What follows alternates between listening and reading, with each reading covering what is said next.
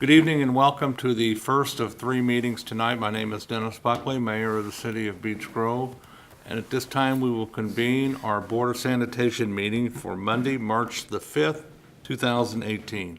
In lieu of a roll call, I will ask each participant to introduce themselves, beginning on my far right.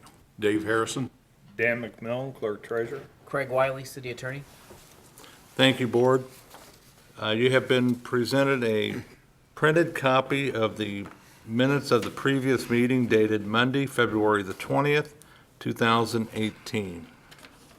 The floor is open for any questions, comments, or corrections. I have none. If there's no questions, comments, or corrections, I'll ask for a motion to approve the minutes as presented. I will make said motion. I second. All those in favor signify by saying aye. Aye. I also vote aye, and the motion carries. This evening, Board, we have 2 pages of wastewater claims in the amount of $98,094.31. Floor is open for any questions or comments. I have none. No questions or comments. I'll ask for a motion to approve the wastewater claims dated March the 5th, 2018 in the amount of $98,094.31. I make said motion. I second. All those in favor signify by saying aye. Aye. I also vote aye, and the motion carries.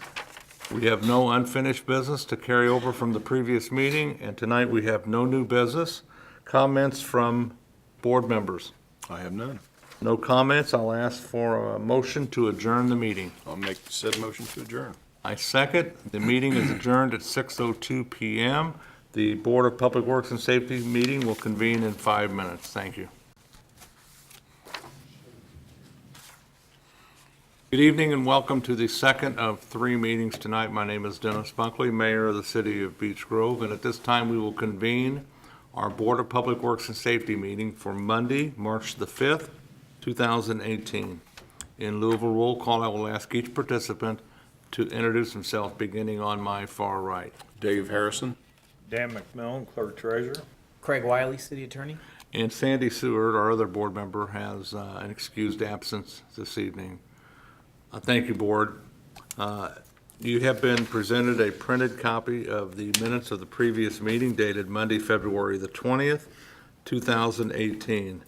The floor is open for any questions, comments, or corrections. I have no comments. No questions, comments, or corrections. I'll ask for a motion to approve the minutes as presented. I make a motion to approve the minutes as presented. I second. All those in favor signify by saying aye. Aye. I also vote aye, and the motion carries. Thank you. This evening, Board, we have 14 pages of corporate claims in the amount of $714,405.95. Floor is open for any questions or comments.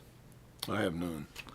No questions or comments. I'll ask for a motion to approve the corporate claims dated March the 5th, 2018 in the amount of $714,405.95. I make said motion. I second. All those in favor signify by saying aye. Aye. I also vote aye, and the motion carries. Thank you. Under unfinished business this evening, we have 2 items. The first item is 2018 paving bid award, United Consulting. Brian?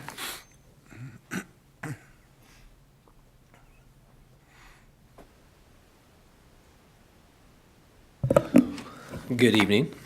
If it's okay, I'll just read this pre-prepared letter, and it sums up nicely where we're at right now. In regards to the bid tabulation and recommendation for the aforementioned paving project, we have reviewed, tabulated, and certified the bids received on February 20th, 2018 for the above referenced project. A copy of the certified bid tabulation has been enclosed along with the original bid packages received for the project. Each project was reviewed for consistency with the bid submittal requirements and specified bidding procedures.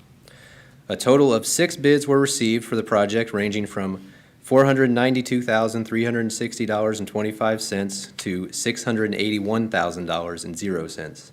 The average bid amount was $557,886.74, and the final engineer's estimate was $632,391.98. The apparent low bid was submitted by Globe Asphalt Paving Company. Other bids were also received from Midwest Paving, Milestone Contractors, Reith Riley Construction Company, Robertson Paving, and Smith Projects. Plans and contract documents were purchased by Calumet, E&B Paving, Grady Brothers, Harding Group, and Shutt Lookabill, but no bids were submitted. All bid packages were reviewed in detail to confirm the necessary paperwork had been completed and submitted in accordance with the contract documents. The proposal packet submitted by Robertson Paving was lacking the required signature sheet. All other bids were complete and no other irregularities were identified. Following the bid receipt and review, we contacted Globe Asphalt Paving Company to discuss the project in additional detail. They confirmed that they had a clear understanding of the required scope of work, bid documents, and the schedule for the project. The feedback we received was positive and did not raise any concerns of their ability to perform the work required for this project. Should the board agree to award the project to Globe Asphalt Paving Company, our construction inspector for this project, Mr. Josh Sharon, will set up a pre-construction meeting to clearly set the expectations during construction. The city has requested that a not-to-exceed budget of $590,000 be set for this project to account for unforeseen contingencies and allow for additional scope to be added to the project within the city's budget and at the discretion of the Board of Public Works. Based on the amount and type of work the city may add to the contract, Globe Asphalt Paving Company was generally agreeable to the overall increase in the contract price, pending approved change order submissions for all new work above and beyond the original contract scope.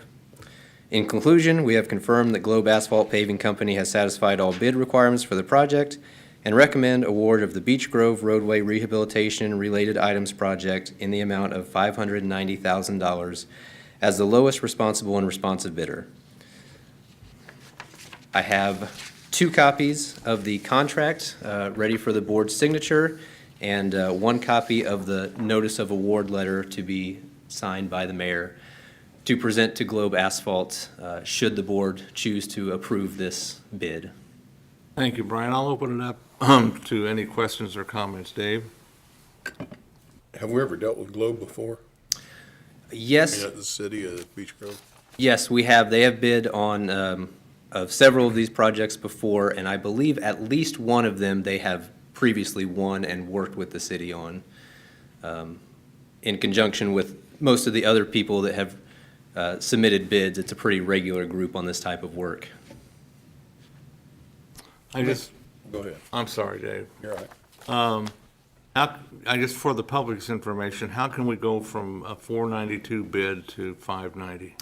Well, the contract that we prepared had a specific list of work to be done, patching, resurfacing, roadway work, sidewalk work, curb ramp replacement at specific locations and sites throughout the city.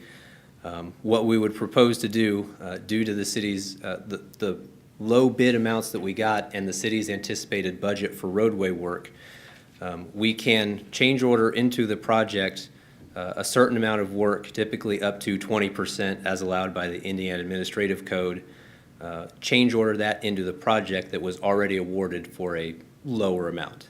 And that number actually goes both ways. You also can't take away a certain amount of work from the contractor once you've promised it to him.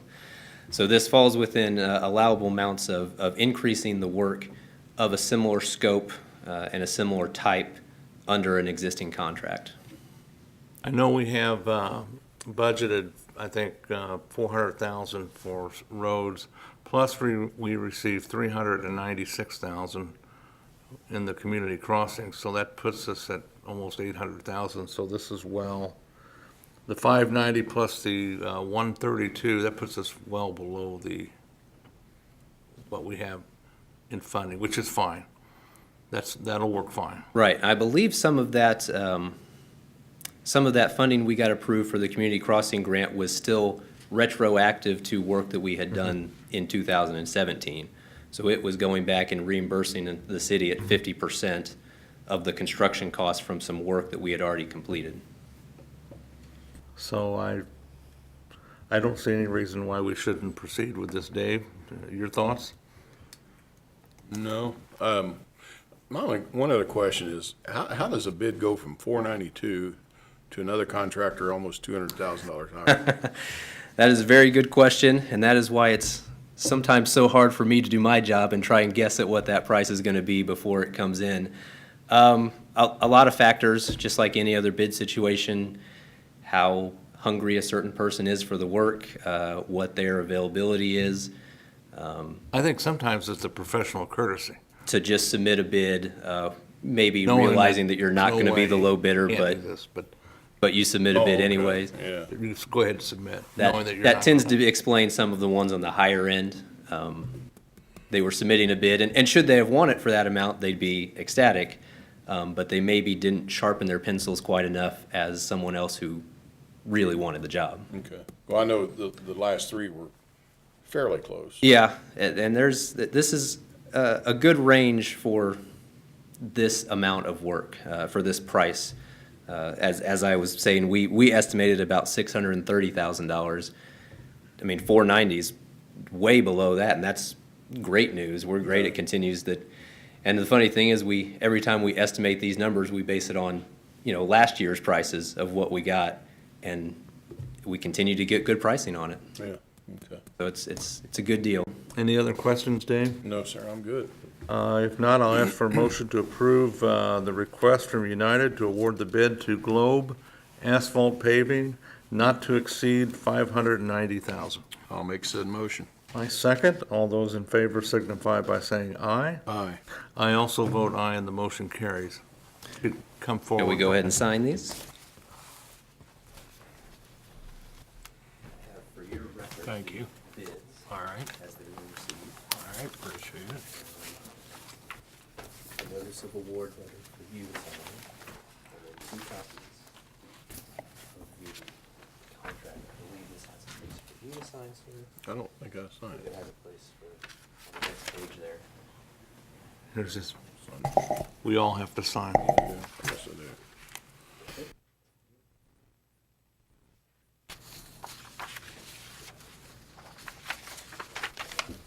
Assume with Sandra not being here, there's 2 out of the 3 signatures. I don't think, I'm not sure if Nick said. Yeah, he has to attest it. Okay, yeah, the test line. That's great. Dave, here's this one.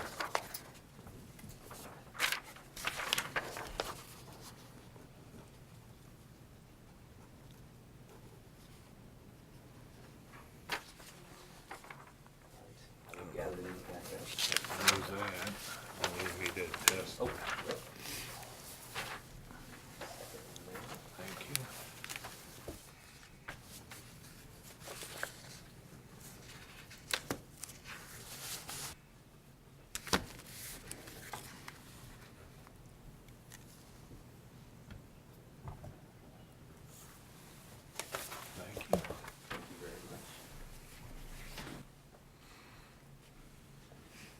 we will take these 2 copies of the signed agreement on your behalf and get them signed by the contractor, by Globe Asphalt Paving, and return one of the copies for your records, and the other one goes to the contractor for their records. So that's, again, something our construction inspector, Josh Sharon, will set up, getting the required signatures to fully execute this agreement and setting up a pre-construction meeting to determine a start date and make sure everything's in line for this work. Brian, thank you. You're welcome. Thank you.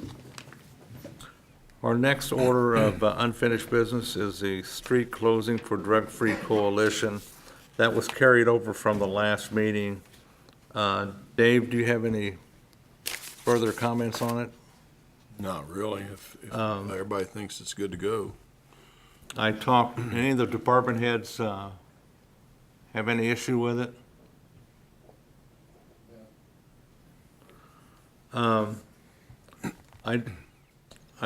Dave, the setup time and cleanup time is no problem.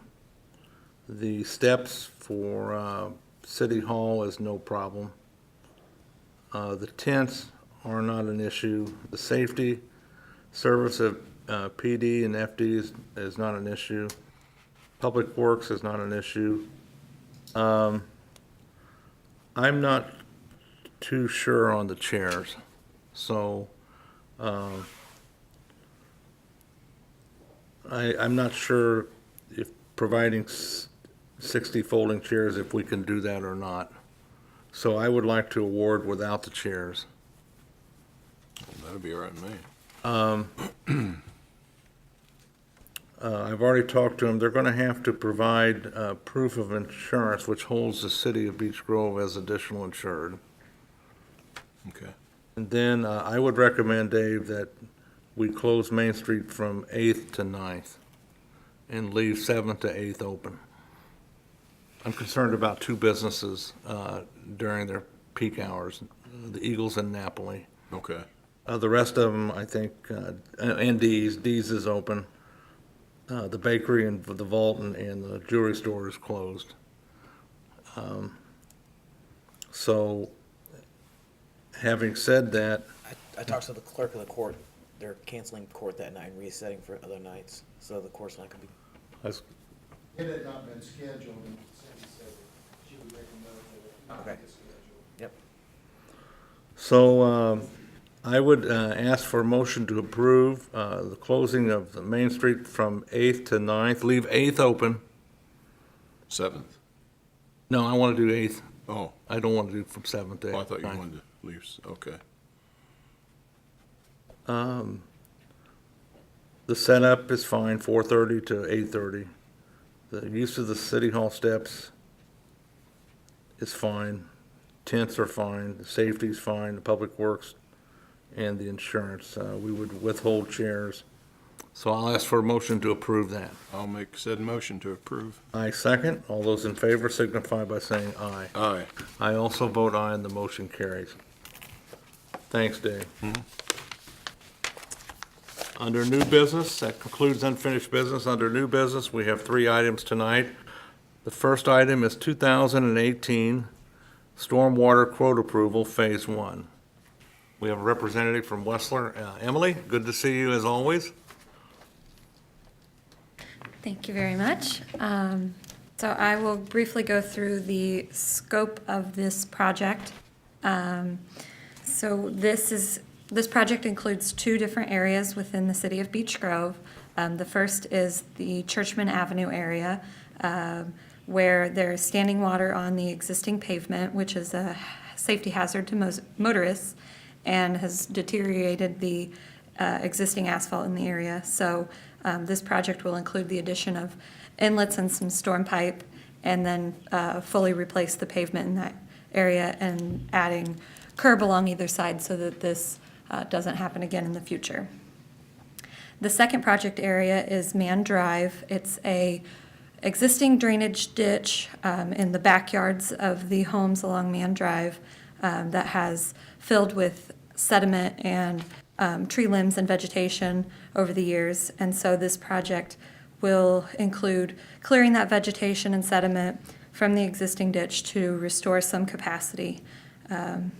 This will not fully solve the drainage issues in this area because of the elevations that the existing pipes are currently at. So a future project will be needed down the road to address the downstream pipes, but this will restore the storage capacity of this ditch so that the stormwater will not exceed the banks of the ditch as frequently as the residents are currently experiencing. So those are the 2 projects in this phase 1. A quote package has been prepared, which includes the construction drawings, technical specifications, and contract documents. And the engineer's estimate came in just under $150,000. And so upon receiving your approval to solicit quotes, Westler Engineering is proposing the following construction schedule. So we would anticipate requesting quotes as early as tomorrow, opening quotes received on April 2nd at the board meeting, issuing a notice of award in mid-April, executing the contract and issuing notice to proceed to the contractor in early May, and then finishing construction in early July and closing out the project in early August. I'll open it up. Dave, any questions? Yeah, what, on Churchman, where are we talking? Where's this located at? This is where Churchman Avenue and Churchman Bypass meet. And Churchman Avenue, there was a project recently done, was that last year, Mayor? There was a project recently done Oh, out there. repaving Yeah, Across the just street west from of Antelope. Arlington Avenue. Okay, I'm with you. It's held water for ever and 3 days. Yes. Now, when you, quote packages, will, refresh me on how we do this. Will you bring them here and we'll pass them out here? Or do you pass them out and they return them here? They will mail the completed quotes directly to City Hall. So I will reach out to each of the contractors via email and send them the drawings and specifications electronically. If they request hard copies, Westler will provide those hard copies to them, but then they'll complete their quotes and submit those to you.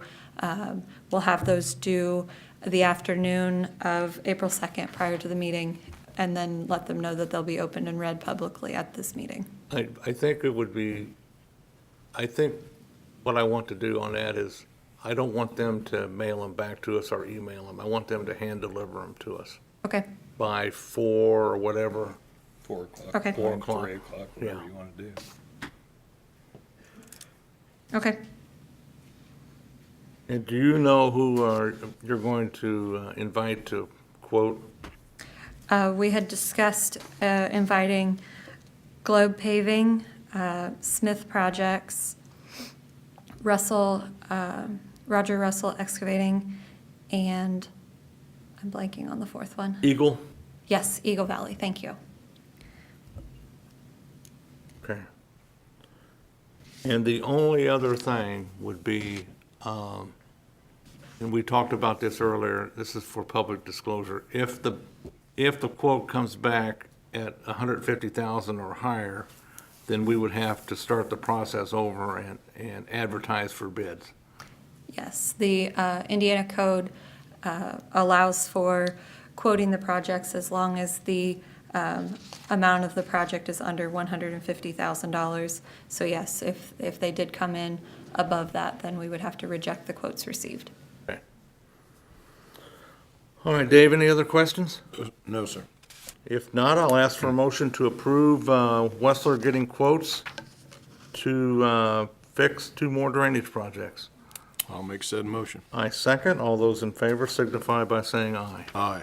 I also vote aye, and the motion carries. Great, thank you very much. Thank you, Emily.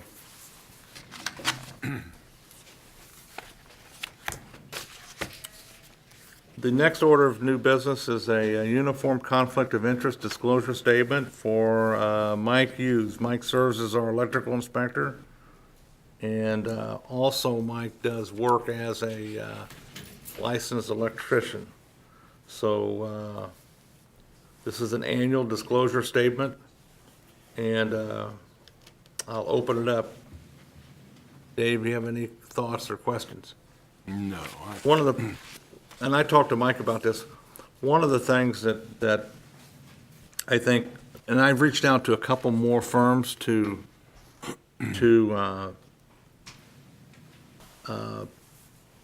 do what Mike does.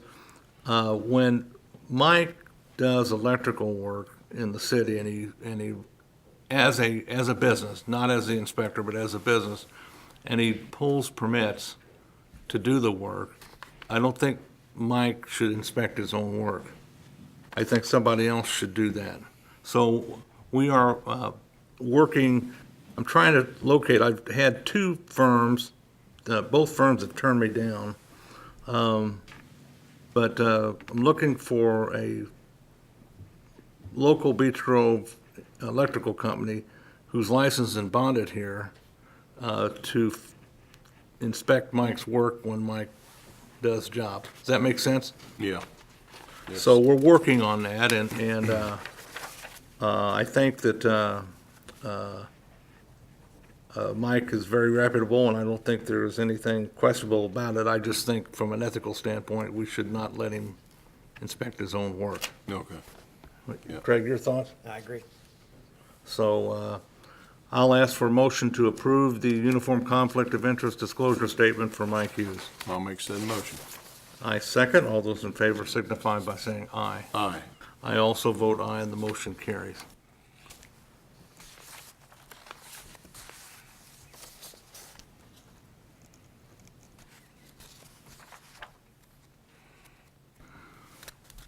Thank you, Board. The final order of business tonight is handicap parking permit renewals. I'll defer to the clerk for any type of guidance.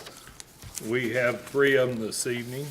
The first one, Carol Davis. The second one is Sue Carol Miller and Felicia Sherman. And the third one is Deborah Berry. These are all renewals, and they've turned in the paperwork. All right, Dave, any thoughts, questions? No. Not, I'll ask for a motion to approve the renewal permits for everyone involved. I'll make said motion. I second. All those in favor signify by saying aye. Aye. I also vote aye, and the motion carries. That concludes new business for this evening. Comments from board members? I have none. If not, I'll ask for a motion to adjourn the meeting. I'll make said motion. Meeting is adjourned at 6:30 PM. We will convene our city council meeting tonight at 7. Thank you.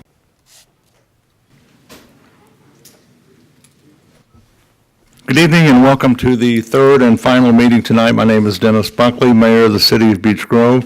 And at this time, we will convene our city council meeting for Monday, March the 5th, 2018. In lieu of a roll call, I will ask each participant to introduce themselves, beginning on my left. Buddy Templin, Councilman at Large. Jim Brooks, Council at Large. Dave Harrison, Councilman, District 5. Dan McMillan, Clerk Treasurer. Craig Wiley, City Attorney. Vito Mascari, Council District 2. Elizabeth Lamping, Council District 1. Chris Duffer, Council District 3. Kevin Day, District 4. Thank you. Please stand for the Pledge of Allegiance. I pledge allegiance to the flag of the United States of America and to the republic for which it stands, one nation, under God, indivisible, with liberty and justice for all. Thank you. We have a few special presentations tonight. The first one is there anyone here from the girls' high school basketball team?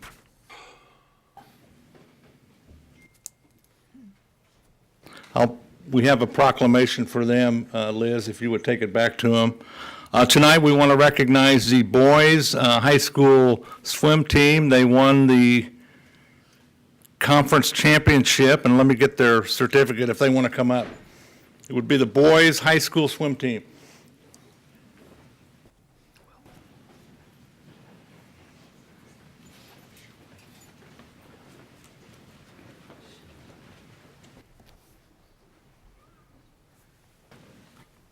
If you, just right up here in the middle.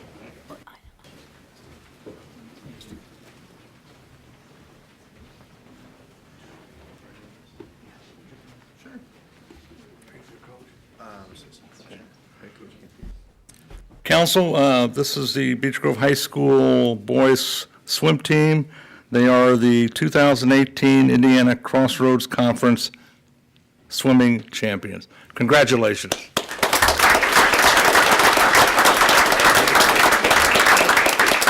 And I'll ask their coach to introduce each one of them for us. All right, well, good evening. I have the privilege of announcing, obviously, the championship ICC team of 2018 on January 6th. Just name off who's here today. We got Caden Borth, freshman. Deshaun Marion, right next to him. Jacob Knapp. Caden Shipley, Desmond Marion, Tyler Osborne, Brian Sorensen, Trent Eckstein, Kevin Kinder, Mr. Diver right there, and then the tall gentleman right there to his left is Shamar Gentle, followed by John Carl, which is Giannis Bush-Collins, which is the coach's son, and then you have Chris McManus, the senior, lone senior tonight. I have a few people missing. Jack Olery is not with us, and then we have Drew Boyce and Logan Boyce, who are not with us also. But this is the championship group. A little bit of information with them. Can I give you a heads up? We did have second place in the 200 medley. We also received first place in the 200 freestyle, fifth place in the with Chris McManus, who's here. 200-yard medley, which was John Carl. So congratulations on that. Trent Eckstein was in 4th place. 50-yard freestyle, Drew Boyce, Shamar, and Logan. Shamar being 4th place. Great job. Diving, Kevin Kidner, 1st place. Nice job there. 100-yard butterfly, John Carl, again, 1st place. Outstanding performance. 100-yard freestyle, which was Drew Boyce was in 1st. Logan Boyce was a 2nd. And then Shamar, again, came in strong at 4th. 500 freestyle, we had Jack Ulrey, who's not here, but he did get 1st place in that. Followed up with Tyler Osborne in, I believe it's 3rd, correct? Yeah, he got cut off. He didn't sink. He's okay. He did all right. And then 6th place was Jacob Knapp, so great job there, guys. 200-yard freestyle relay, 1st place. And 100-yard backstroke, which was Trent Eckstein, Tyler. They went 2nd and 3rd. And 7th place with Jacob Knapp. 100-yard breaststroke was Chase Williams, who is another senior who is not here tonight with us. Followed up with Keaton Capshaw in 7th. And then 400-yard freestyle, again, finished strong with the 1st place. Out of the performances that we had, I know Coach would say this, it really came down to our 2nd and 3rd place placers on the team to solidify our 1st place finish. So great job there, guys. Team scoring with 182 was 1st place. So awesome job. I got one 4-time time all-conference champ, 1 3-time all-conference champ, and John Carl, who's here tonight, 3-time all-conference champ. So great job. And then Kevin Kidner, Shamar, Chris McManus, Andy, and Logan Boyce were all 1-time conference champ. Well, conference champs. So great job. Okay. There again, this is the team that's here. So great job, guys.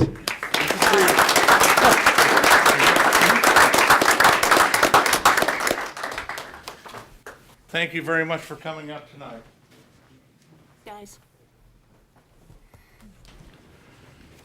Council, we have one more recognition tonight. At this time, I'd like to call up Caitlin Bowser. Caitlin?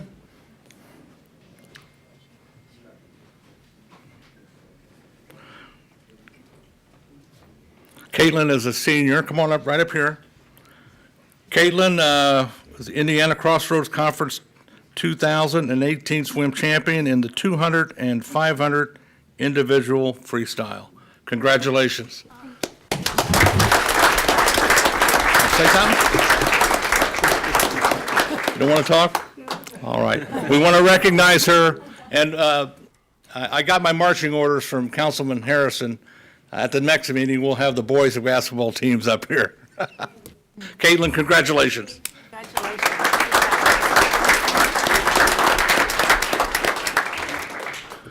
This time, the next special presentation is Dr. Paul Kaiser with Beech Grove City Schools, talking about the strategic plan for the next 5 years. Dr. Kaiser?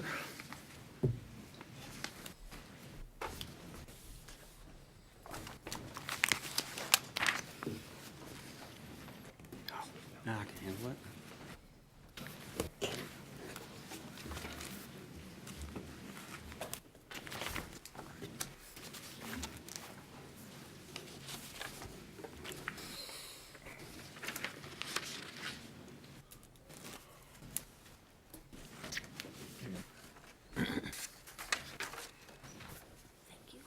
Sure everybody gets one.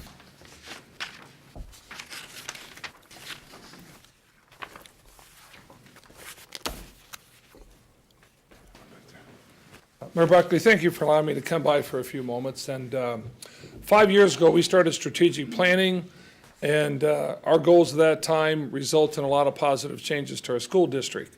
From a new performing arts center to upgrading facilities to, just changing some general aspects of our community. We started this process again last September. We had over between 50 and 60 community members, teachers, a variety of people from the community that attended our strategic planning. After 3 meetings and a lot of information, we came up with our 9 goals.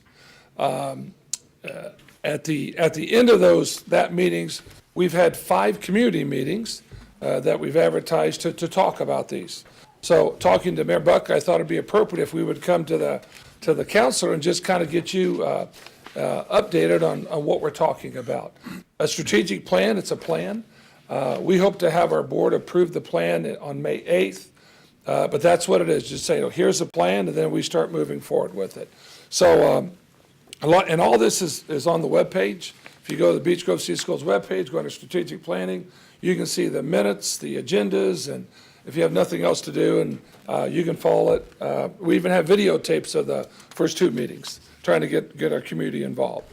But again, I won't spend a lot of time on these and more. I'm just going to go through them briefly. If you have any questions, the page that has a tree on it, that's kind of important because that really talks about our different focus area: high student achievement, effective motivated staff, safe and orderly caring environment, efficient operations, highly functioning facilities, and strong parent and family.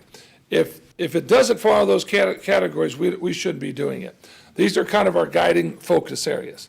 And we explain that to the group of 50, 60 people who come into the meetings. We spent a lot of time talking about this.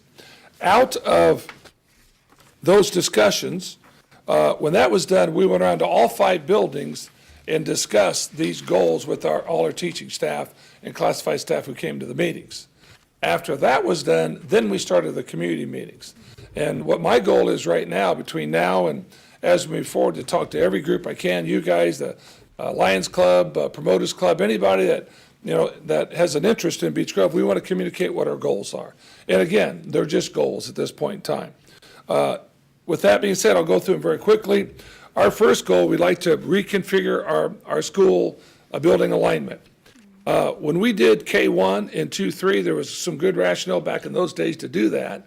Not as much anymore. If you look at research, having K1 kids get up and move to another building the next year, that's a big transition for those kids. It's a big transition for our parents. But more importantly, it's getting all our teachers in the same building at that K-3 level. So one of the concepts we're looking at is bringing that campus and creating a Hornet Park campus. Creating a campus at Hornet Park. Obviously, that's going to involve some building, and you'll see a little bit later. To do that, we'll have to do a referendum at some point down the road. We have a lot of surveying to do of our community to see if that's going to be something they're interested in, but again, that's why I'm taking the roadshow out to talk to people and find out. We want to make 4-5 an intermediate school campus. If you had a 6th grader in your life, they're kind of out in the middle of nowhere. They don't really belong in elementary, and they don't belong in middle school. We used to have 6th grade in our middle school years and years ago. So what we're proposing, we're talking to our board about, is creating a 6th grade academy at Central Elementary. So if we combine Central and Hornet Park into a Beech Grove Elementary, that would free up that space. So that's probably our biggest goal. The most challenging one is going to cause a lot of work for us. Our second goal, Dennis and I have talked in the past, and a lot of people, about an early childhood center. If we can build a configuration of a new elementary school for K-3, we really believe that all of Hornet Park could become an early childhood center. We have 480 first and kindergarten. If we get half those kids when they were 3 and 4 to enroll, that would fill up 2/3 of that building. So this is just a concept we're looking at, is creating an early childhood center. That is very, very critical. And if you go on the website, you'll see a lot more information. I'm giving you guys the Cliff Notes version of this. But we think having an early childhood center for our kids, especially age 3 to 4, is critical. And again, I could share some research and some anecdotal stories about that. But that's our second goal. Our third goal is looking at a community center. Mayor Buckley and I, we've talked to the YMCA now for 4 or 5 years, trying to get them to come to Beech Grove. We met with the head guy downtown. I've met with the president and executive director down at the Baxter Y, and said, hey, can you come to Beech Grove and build one? Well, they did the one in Pike Township, Fort Harrison, and downtown, and I don't believe we're on their radar. I shared these plans, the concept with Joey Fox one day, and Joey said, Paul, you got to put it downtown. He said, we need a community center downtown. Well, that kind of got us thinking about, well, how could we do this? So as we started talking about bringing K-3 together, it made sense that Central is located downtown. And so we've had some discussion with the Parks Board about, there's on 10th Street, there's 9 rooms along that way. That might be an opportunity, again, if the Parks Board and the city, and if they're interested in that, that's just an idea. We think there's 9 rooms that would be available. You could keep all the same services right now at the current community center. In our plan, there's really no desire or interest that we really need to do anything with that. That place is hopping every night during the week, and our plans would all work around that. So the current community center could be used as it is right now, and then we would make available 9 classrooms to do something at Central, along with using the gym. We can divide the gym up into a third and 2/3 during the day, and then in the evenings, it could be open to the entire community. So, again, I want to emphasize, these are just thoughts, discussions. This is way down the road, but I'm sure you've heard rumors about this and that, so I figure I would just come tonight and talk to you about it. But that's just an option for the community of Beech Grove to consider. That's goal number 3, and again, I can tell you a lot of research on community centers. If it wasn't for the Parks Department, Fort Harrison, about every other gym in Marion County that I grew up in, I'm not sure I'd be here tonight. I have a lot of experience with the Indianapolis Parks Department as a young man growing up at 42nd and Emerson, so I think that's critical. Just walk around Beech Grove at 3 and 4 o'clock in the afternoon. There's a lot of kids walking out, and it'd be great to have them downtown in a community center. I put some stuff in there on the possibilities. I have had discussion with one of the local hospitals. They have an interest, if we would do this, of putting a health clinic down in that building that would be available. So any questions on goals 1 through 3? Again, I don't want to spend a lot of your time tonight. I just wanted to get them out to you. I'd love to have further discussion individually or down the road, but our goals 1, 2, and 3 we think are pretty critical to move people forward. If you look at research, young people are looking at, do you have a community center? Do you have early childhood? And is that located in a place I can walk to in many cases? We think the Central Campus would be a positive location for that if that's a decision that's made down the road. I do have a question on the first goal, and this is not any critique of it, but what's as far as isolating the 6th graders at their own academy?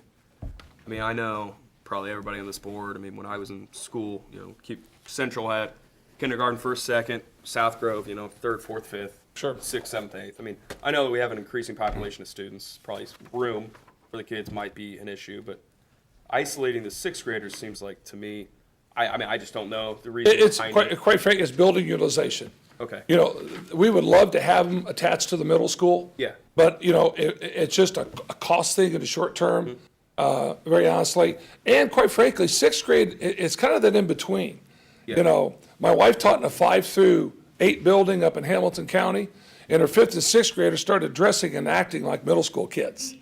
And so it's really, part of it is, physical location. Perry Township have 6th grade academies attached to their building, but they're totally isolated from 7th and 8th. And it's kind of an age-appropriate thing. Okay. We'd much rather have them at the middle school, but space and cost. So this is kind of a good use of facilities in the short term. Okay. Down the road, that may be something we consider, but we think our biggest priority is getting K-3 together for just a lot of reasons. Okay. But that's a great question. So, yeah, I'd love to have it like Perry Township, but we're looking at keeping costs very finite. Actually, Mayor Buckley and I talked at one time of turning all of Central into a community center. We think it could fill up pretty quickly, especially having it downtown. And maybe that's a long-term goal down 5-10 years from now we can take a look at. Yeah. But we think short-term that's a good remedy to minimize it. Okay. Thank you. So, good question. Others on goal 1, 2, and 3? Again, this PowerPoint is on our website with a lot more detail, research, and rationale. We talked to our teachers, got a lot of feedback from them. Looking at operations, you can kind of look at the other goals. Constantly looking at fiscal responsibilities, efficiencies. We've done a lot over the last 5 or 6 years to do things in that area. Trying to keep our highly motivated staff. We were fortunate if our teachers got a $2,000 raise. We start at $40,000 and we top out at $76,000, and we're still the lowest in Marion County.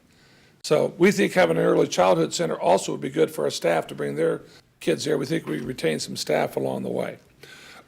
We think also between the community center and this new elementary, we are going to have a parent community room in the elementary school. If you don't know this, we have a clothing and a food pantry at the high school. In schools nowadays are actually building parent resource centers. We've talked about putting washers and dryers and things in these elementary schools for our parents to come in. There's a real need to change how we look at education in schools. And again, I could spend a lot more time talking to down the road, but in the short term, we really want this to be a place where we have parents and kids coming in and out and being very, very active. We will need a full-time resource officer there just because of the traffic flow. And we will adjust high school and elementary times so they'll be separate from each other if you're concerned about that. So we'll move high school back quite a bit. Research says high school kids, they're still here, should go later, like 8:30, 9 o'clock. IPS is talking about starting high school at 10. But the last couple goals, I'll just go through them. Functional facilities. We still have a lot of work to do in our buildings. They're very old. And I know you guys understand circuit breaker loss and what it's done to the city, but we're looking at that. Continuing to look at our high student achievement. And then looking at allocation of resources, our EL population, English language, high ability. We're going to restart a high ability program starting next year and looking at our population. Our goal is not to increase our enrollment. I repeat, we do not want our district getting bigger. Our high school is 900 plus, we're under 900. This is not to increase enrollment in any of our buildings. We have 9 sections of grades 1 through 6. We want to keep it that way. Our goal is to bring more people into Beech Grove that live here so we can reduce the number of transfer kids. But I want to emphasize, nothing in this plan is so we can bring more kids, and we got plenty of kids. In fact, we want to get people who live in Beech Grove, and in fact, our early childhood center, people who live in Beech Grove will have first priority on getting in there. We've discussed that and are very adamant about that. But we think these facilities will help with bring people back to the community. I put a note on here, I used it with our parent meetings. This failure is not an option. We've got to do something to upgrade the facilities, bring our kids together, and get places, whether we expand the current community center, whatever we might do. We've got to get a place for our kids to go after school and on Saturdays. And so I put those 3 things, and I've been asked, well, when is this going to happen? I said, well, it may not happen. But I put some timelines down, so if we hope our board will approve our plan on the 8th, and we will spend the next, from May 8th until January, continuing to talk, getting out, researching. We have no idea on cost or anything, it's just ideas and plans. If this moves forward, we would do a referendum in January of 19, or, May of 19. We might push it back to November, we might push it back to 20. We don't know that, and I think I have one board member here. We really haven't got down to the nitty gritty on this. But if we do it in the spring of 19, we would start construction sometime on whatever we do, and it wouldn't be done until 2021. So there's a lot of time in here, but like I said, I just wanted to come by because I know people are talking about it. It's on Facebook, so it's got to be fact. But I thought it was important. You guys are leaders in our community.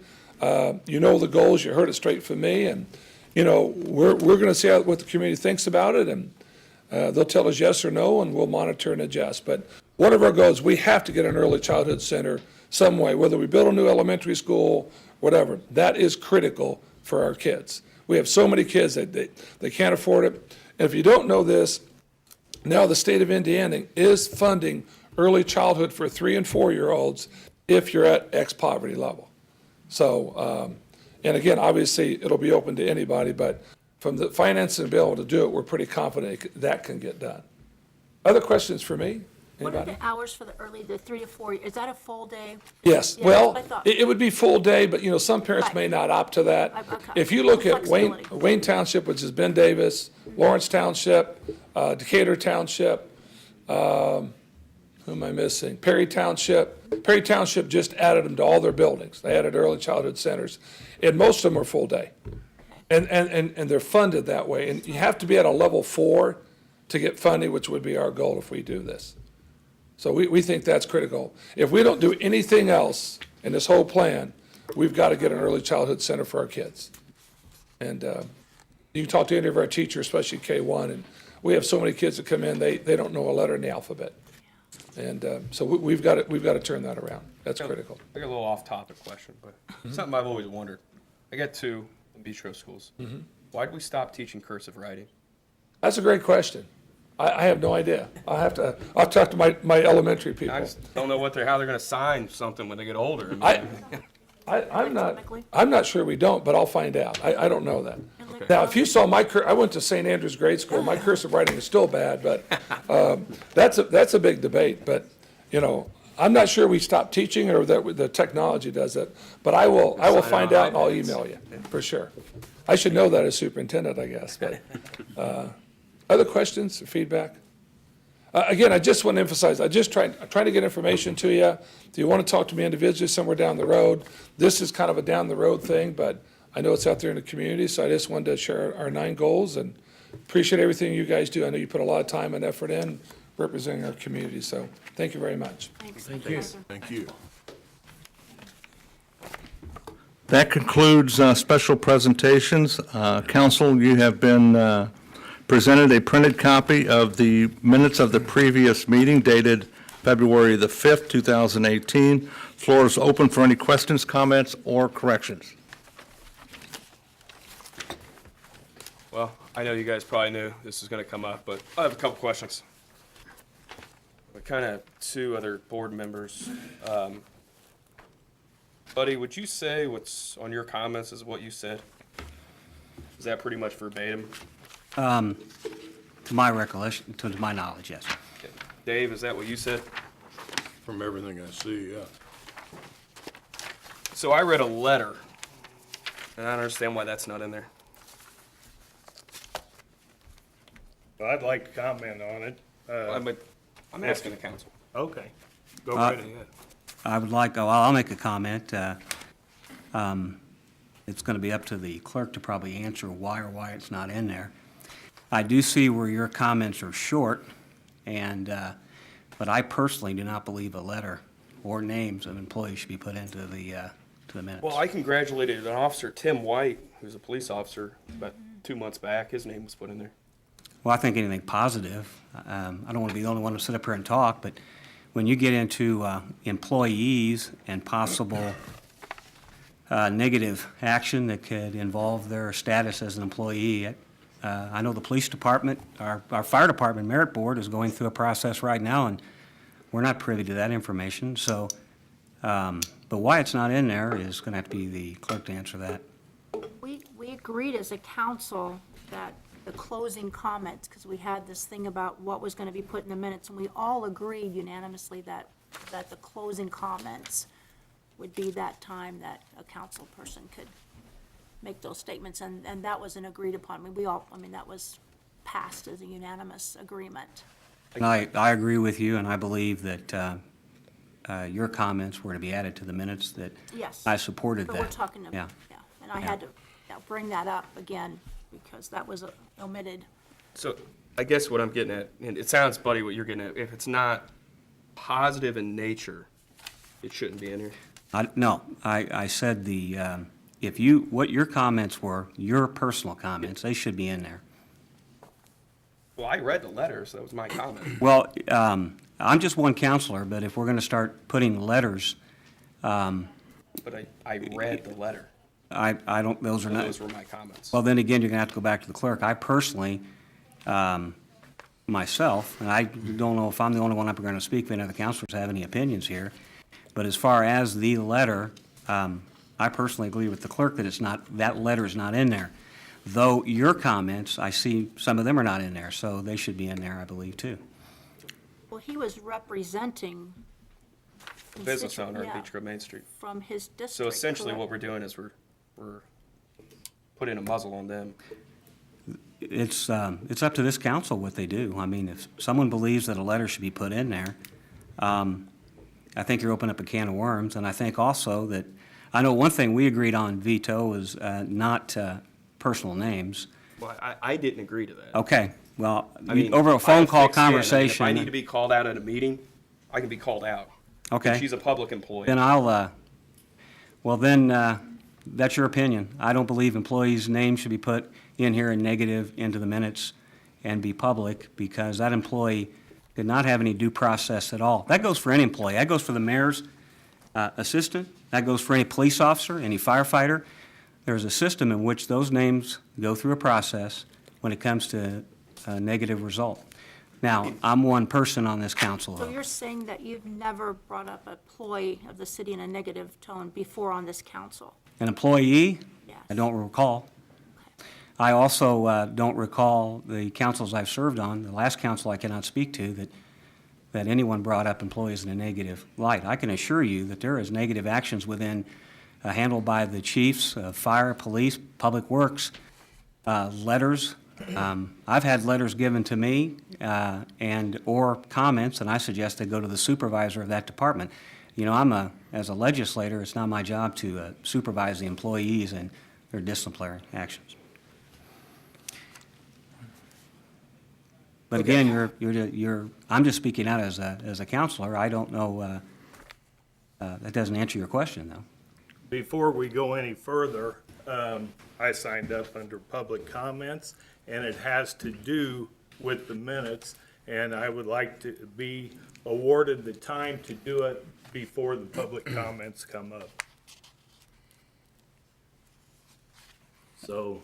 You're stating you want to do public comments now? That's, I think we. Answer the question of why this should not be in the I would minutes. say we wait till that's on the schedule. I mean, Right. that's not what's on the We need to schedule deal right with now. the minutes. It doesn't make any difference what's on the schedule. Do you want to do what's right for the citizens of Beech Grove, or do you want to do what's right to serve a political purpose? This isn't a, It is. No, It it's is, not, Dan. and you don't want to hear this letter right here.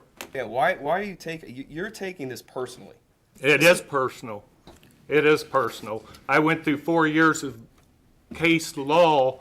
Dan, this isn't about you, it's about It the is. employee. It is partially about Dan, me you're out of line because right of now. a letter that was You're out of read line right now. in a council meeting. You're out of line. Dan, you'll have your comments here in a minute. Well, you But- shouldn't vote on the minutes until, Why don't you let him talk After. since it's within the scope of what we're talking about? That makes sense. You're the city attorney, that's fine with me then. Okay.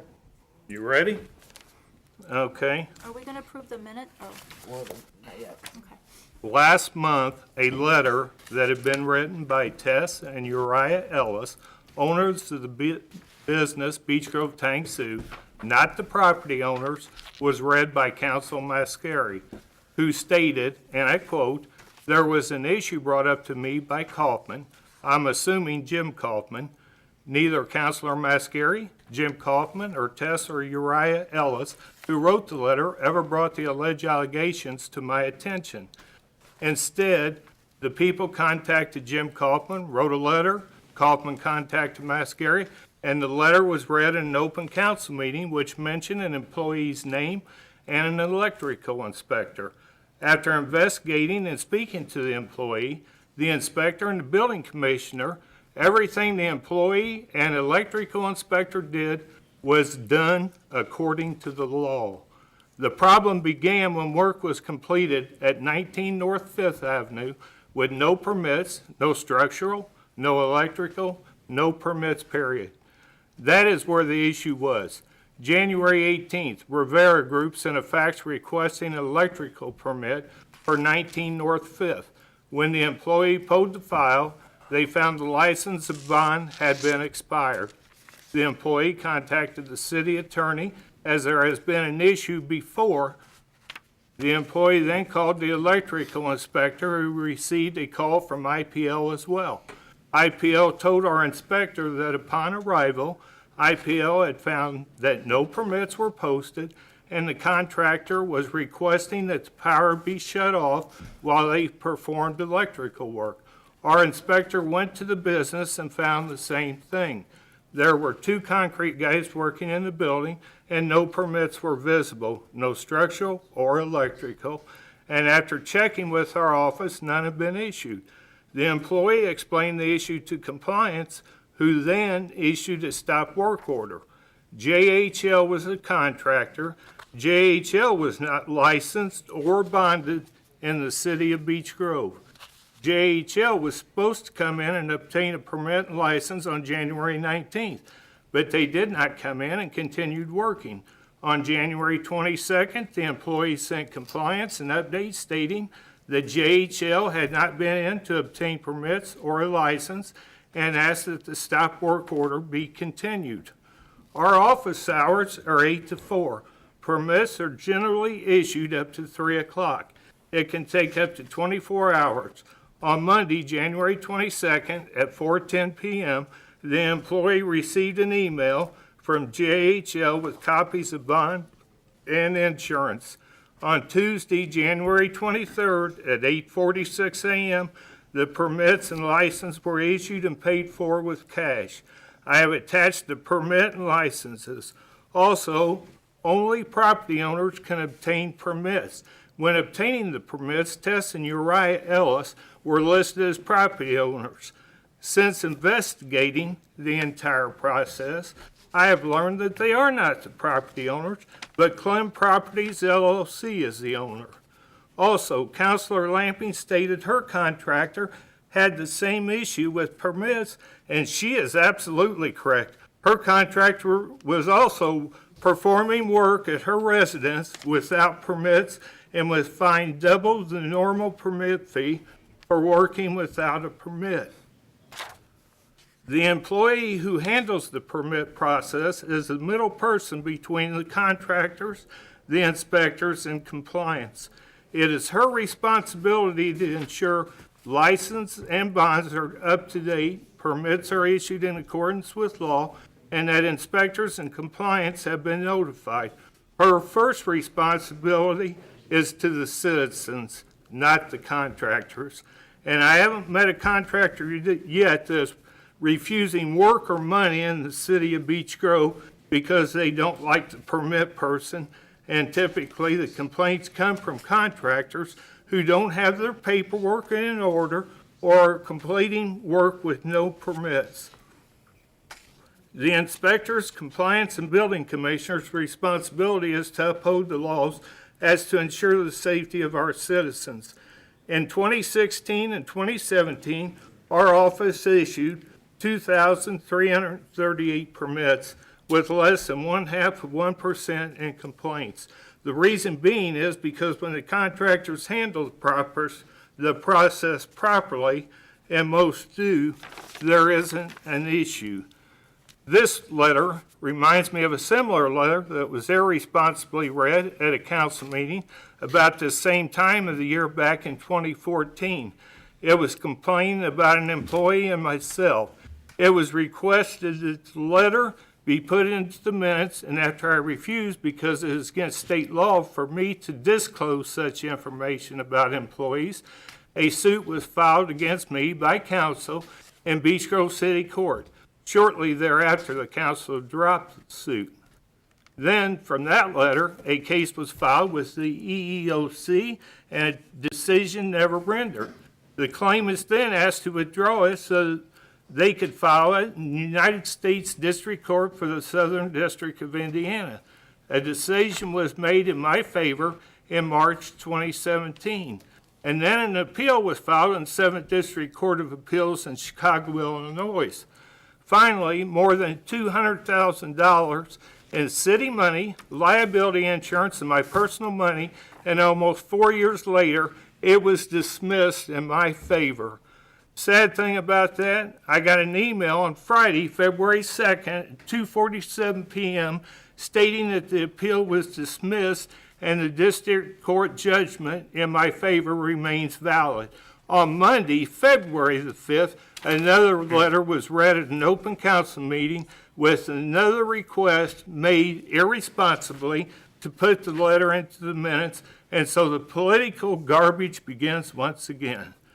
Tess Ellis and Jim Kaufman both serve on the Next Stop Beech Grove Committee. I hope they educate themselves on the permit laws in the city before advising participants in the process of obtaining facades for businesses. Also, if the councilors don't want to reprimand businesses or contractors for not following the law, but would rather reprimand an employee or inspector for enforcing it, then change the ordinance. In closing, I would like to say our employees, the City of Beech Grove employees, have rights, and we do not discuss employee names unless we are in closed session Secondly, Indiana law does not allow me to discuss employees' personnel files. It's IC 5-14-3-4, and I will not discuss any employee files with anyone except the employee or in closed session as required by law. The law clearly states unless factual basis for a disciplinary action in which final action has been taken that resulted in an employee being suspended, demoted, or discharged, it cannot be released. Congratulations to the employee and the inspector for handling their jobs according to the law, even under pressure. Lastly, I would like to see the ordinance amended regarding fines on contractors to read that it applies to everyone that is not abiding by ordinance. No exceptions will be made unless approved by council. Dan, I appreciate your comments, but you are taking this to another place where it's not, okay? It is. It can end up there. And this you- is case 4 years later. Okay, Dan, I've been on this council for a year. I wasn't elected. I was appointed, okay? I didn't come in with any prior, vendettas or anything, all right? I have no anything against you. All this is about is the way that Debbie conducts herself. And again, I'll ask you not to use any She's name. a public employee.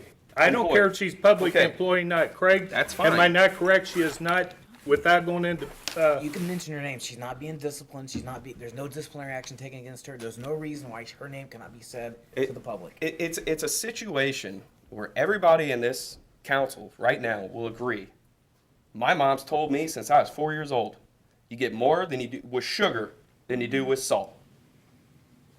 So my fear is, now, we'll call the permit person at the council or at the city hall.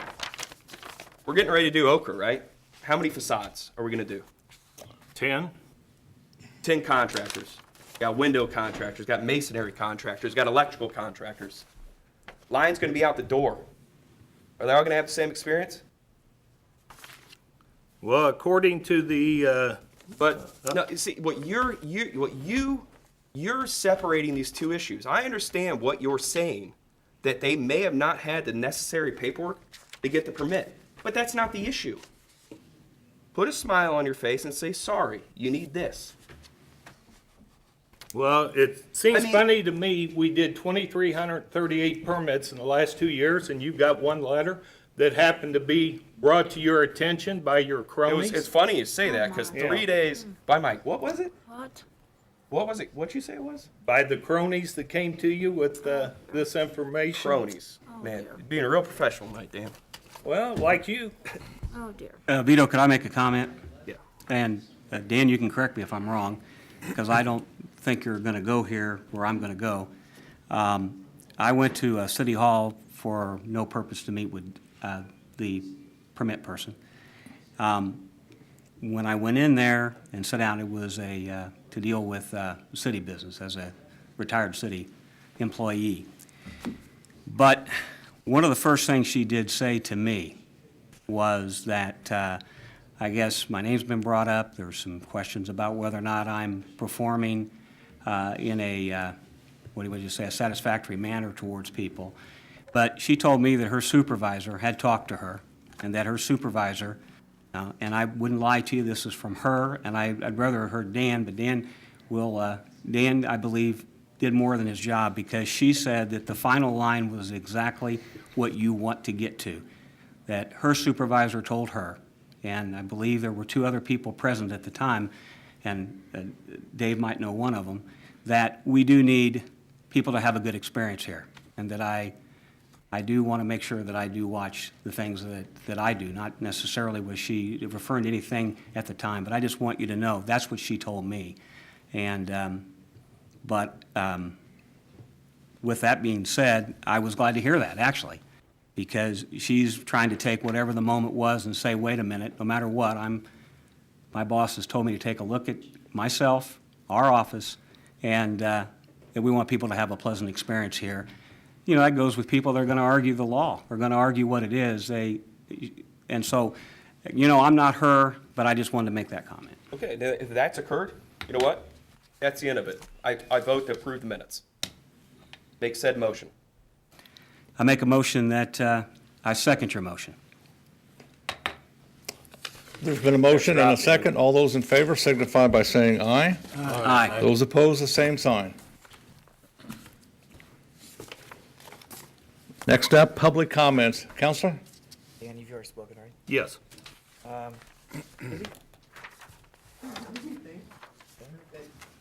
John Bayer, I believe he left. did he? Okay. Sophia.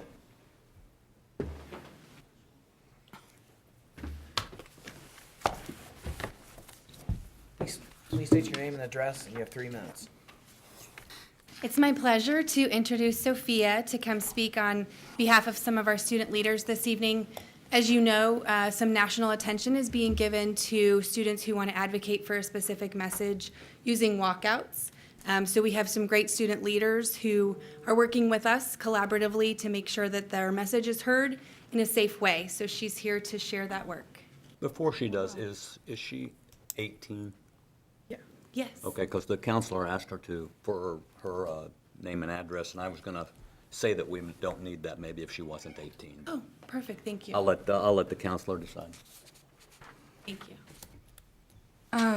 Okay, so a group of high school students, as well as myself, have been working with Mrs. Walters and a few other staff members to put together an organized protest for, to kind of bring attention to the Florida school shootings and other school shootings as well. One of our biggest goals and concerns is the safety of the students during this protest, so that's why we have brought it to her attention. And we have kept that in mind as we're kind of organizing this. We would just kind of like to bring it to your guys' attention and invite you guys and anybody else that is welcomed. It's taking place on March 14th. That's a Wednesday. It's next Wednesday, around 1:45. It could last up to 17 minutes because that's how many lives were lost in the Florida shooting, or it could last an hour or a few hours. Do you guys have any questions for me or Mrs. Walters? Where will it be held at? At Beech Grove High School. We In the are front? in the gym, actually. In the gym? Mhm. So in order to keep the students safe, instead of just having them walk out in front of the school, we thought it'd be safer to keep them organized inside, so we were gonna have a little congregation into the gym.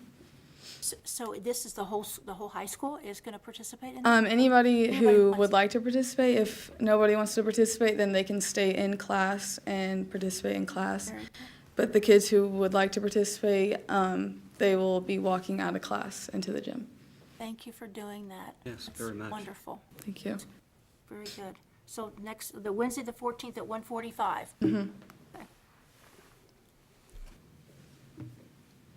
And you even got to have the superintendent of the schools present for your comment up there, so, thank you. Thank you. Counselor, anyone else? That's it. That's it? We'll close the public comments. Committee reports. Our youth council, Liz.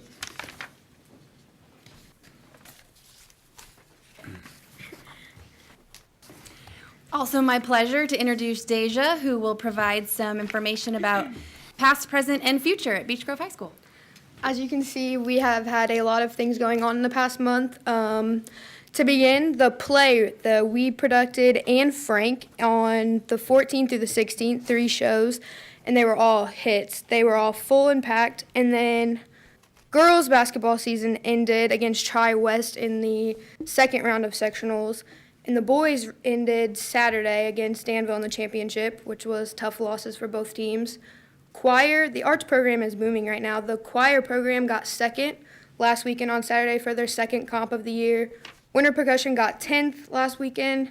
And then student leadership has done the polar plunge last weekend, which there was about 10 students that went. And the polar plunge is kind of where you go to Eagle Creek and you run through the cold water to like 10 adults, grab something and run back, and it's just to raise money for kids in need. So, yeah, that's what's been going on around the high school. Good job. Thank you. There's no ABC report. You should have a Greenscape Commission, compliance, and public safety. The only remaining report is financial. Dan? Good evening, counselors. In January, we made the following payments. 2004 SRF bond payment, $68,089.47. The Stormwater Fund as of 2/28/2018 had a balance of $219,745.99. The annual report, debt management, and other post-employment benefits, OPEB, reports have all been filed on the Gateway. The OPEB is a breakdown of benefits offered to employees and retirees, such as insurance. The deputy clerk and myself met with John Parks and Dan Norris from the Parks Board to discuss how to handle the new Parks Reverting Fund. Community events can be added free of charge by emailing me at dan.mcmillan@beachgrove.com. Thanks to the website volunteers who continue to keep it updated at no cost to the taxpayers with financial reports and debt service. The bank balances can be found on the city website. Our two that we use the most is the city corporation with $3,192,716.11 in it.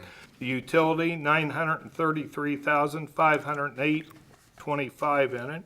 And we did not take out a tax anticipation warrant this year, so to have $3 million, a little over $3 million still left in the bank account, I'm feeling very good about that. As always, if you have any questions, my door is always open. Thank you. Respectfully submitted, Dan McMillan, Clerk Treasurer. Dan, the lack of a tax anticipation warrant, or as Joe used to call it, the TAW. But, Exactly. Yeah, but I know the mayor's put it in his State of the City address, but I've actually had some people come, up and bring that up and ask more questions about it. Well, at least two people. And that's more than I've had anybody ask about anything, and it might be because I know the mayor's included in his address, so so far it's a good thing. Thank you. Any other questions for the clerk? If not, we'll move to unfinished business carried over from the previous meeting. General Ordinance Number 1, 2018 is up for approval on second reading this evening. And at this time, I'll ask the clerk to read it into the record, please. You got it, Dan?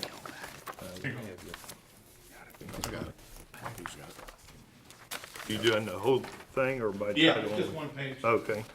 General Ordinance Number 1, 2018 is an ordinance that amends Chapter 50 of the Code of Ordinances pursuant to stormwater fees established for the city of Beech Grove.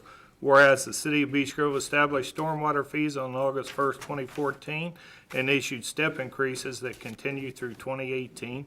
And whereas the Common Council mandated that funds collected to be used to correct drainage problems and other tasks associated with drainage and stormwater matters without the issuance of debt.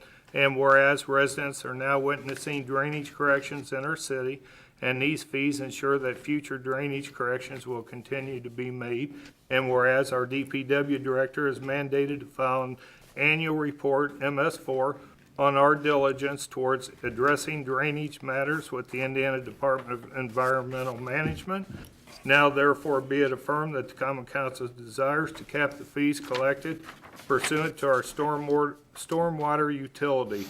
Now therefore be it further affirmed that the Common Council desires that the following amendment be inserted in Chapter 50 of the Code of Ordinances for the City of Beech Grove. Delete in its entirety Section 50.202 Stormwater User Fees. A, calculation of stormwater user fee. The fee per one equivalent residential user, ERU. 1, effective August 1st, 2014, $1.50. 2, effective January 1st, 2016, $2.25. 3, effective January 1st, 2017, $3. 4, effective January 1st, 2018, $3.75. Replace with the following. Section 50.202 Stormwater User Fees. A, calculation of stormwater fees. The fee per one equivalent residential user, ERU, shall be $3.75. Therefore, be it affirmed that the Common Council desires to cap the fee charged pursuant to the collection of stormwater fees. Therefore, be it further affirmed that this ordinance only applies to Chapter 50 of the Code of Ordinances for the City of Beech Grove and no other chapter. Therefore, be it further affirmed that this ordinance shall go into effect immediately after passage by the Common Council, signed by the Council President Pro Tem, attested by the Clerk Treasurer, and signed by the Mayor. Thank you. If you noticed on your sewer bill you got last week, you'll notice the stormwater fee went up to $3.75. And that's the end of the step increase. And what we're asking on second reading is that you approve that we cap that at $3.75. So I'll ask for a motion to approve General Ordinance Number 1, 2018 on second reading only. I'll make said motion. I'll second. All those in favor signify by saying aye. Aye. I also, oh, excuse me, that's Board of Works, sorry. Those opposed, the same sign. We will hear it on third and final reading at the April meeting. General Ordinance Number 2, 2018 is up for approval on second reading only. At this time, I'll ask for a motion to waive the rules to read by title only. I'll make said motion. Second. And we will vote individually, beginning on my left. Title only? Nope. Title only. Title only.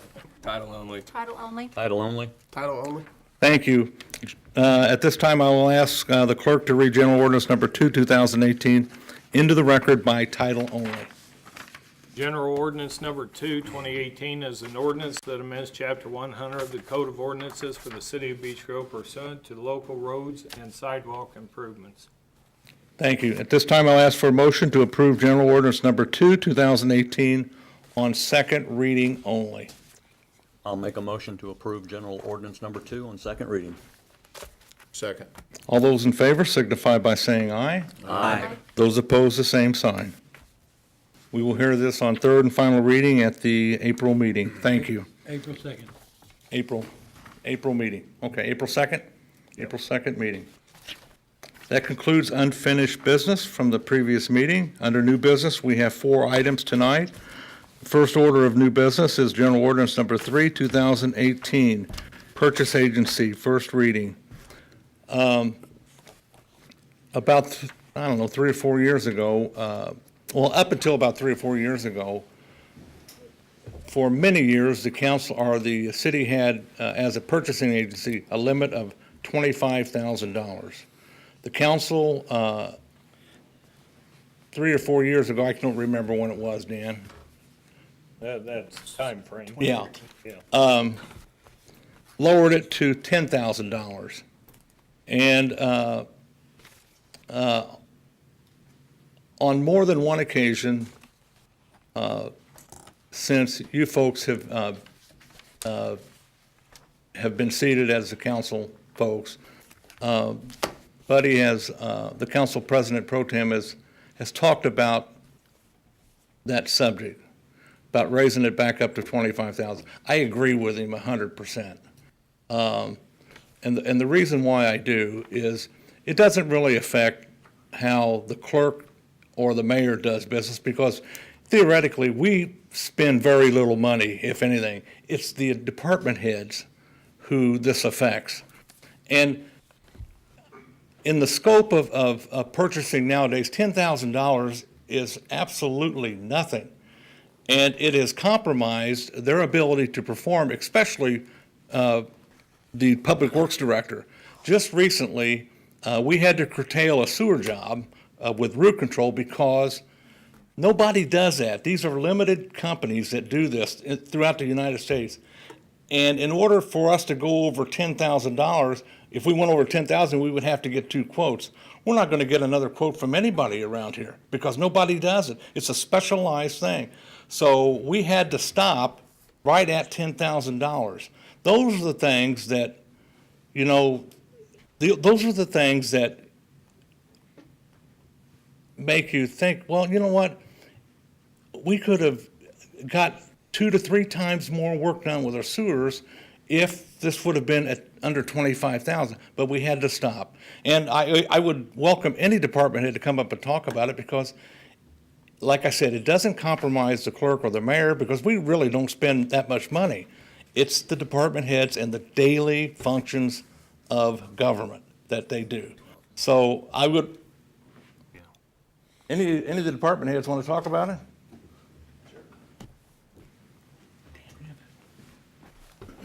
That was done in 2012. I'll make a brief comment, and I do appreciate Buddy bringing this forward because many years prior to this, I was under the $25,000, and then when it changed, it doesn't make it tough every day, but there are situations, as the mayor made mention, where it really puts you in a situation where you have to work either much harder to try to get something just to satisfy the rule, or you curtail the work, as he said, and you're not really doing what's in the best interest of the city because you have to scale back what you really initially wanted to do because of either the lack of anyone else that would provide a quote for something like that. There are times where you get into a situation where because you have to reach out to get another quote, maybe you're dealing with somebody that you might initially not have wanted to, and you run the risk of someone putting a lowball offer in, and then you're worried about the quality of the work. And then something I've run into in the past where when you've consistently had to get multiple quotes from certain people, if someone consistently doesn't come in and get the work, they don't want to provide a quote anymore. They just sort of get tired of doing it. So I'm always conscious of price. I have a budget. I have a certain amount of work I'd like to get done. So I'm never one that's going to overpay if I don't have to. But this gives me some flexibility on certain jobs to not have to, and every year goods and services increase, they don't decrease. So that $10,000 has gotten to be a pretty small range of money that we can play with on certain jobs, especially when it comes to stormwater, when we're doing catch basins. If I'm in an intersection and I need to do 3 catch basins, sometimes I can't do them all, or I have to then reach out to someone else or a contractor that I've never worked with before, and I'm not real sure what kind of work they do. So this would just make it a little easier at times. I know from my own perspective at Public Works. So you could actually run the risk with the way it's written now of it costing more because you had to delay. I mean, it could actually, if there was something more, you could accrue more damage and it would actually. Absolutely. It holds jobs up because then I'm also, at times, I'm coming to meetings to present those quotes, and those are all days and weeks that go by that the work's not getting done correct. More damage and cost more. Okay. We don't have an oversight committee, and so what you said a minute ago about, being aware of what things cost and, making good choices there, because that's originally why this was moved down, obviously. Yeah, and every invoice is approved. So, anytime there's a question, someone has the ability to call one of us up and inquire, why did you pay this much for this? And we're always happy to answer those questions. So it's not as if there isn't a situation where we could be asked, but this just gives us in the daily flow of what we do a little more freedom to get the work done in a timely manner. So. Brad, I got like 2,000 questions to ask you, but if you just leave that jacket at the back chair, I won't ask any further. All right, no problem. Thanks.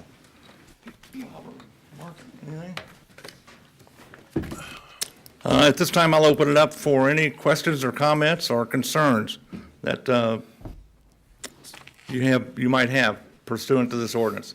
Chris?